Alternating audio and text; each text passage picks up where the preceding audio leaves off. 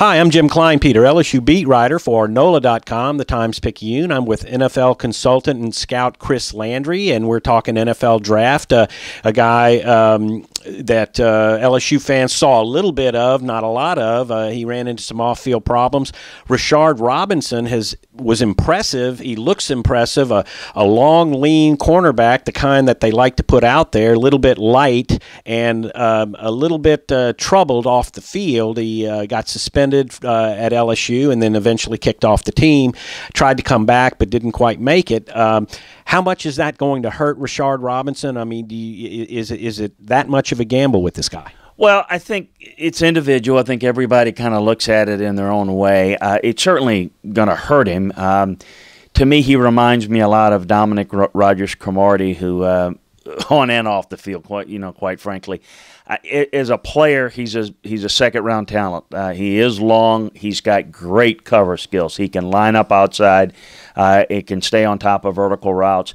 But it's just going to be dependent upon how you view it. Was in on sitting in on a couple of team meetings, scouting meetings with him at the combine and the All-Star games, and I thought he did a pretty good job answering it. But you just have to have a comfort level. I think that that'll really determine. It only takes one team. I think a consensus would be, second-round talent, probably more like we'd rather take him about the fourth round, but somebody may take him just because he's got real great cover skills, and again, some people are more risky than others.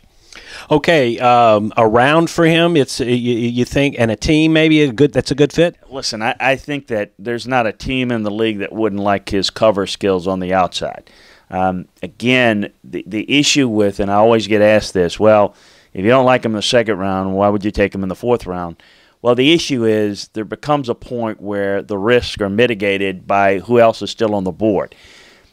He's a second-round talent at worst as a football player, but you're passing over better players and more, better character backgrounds.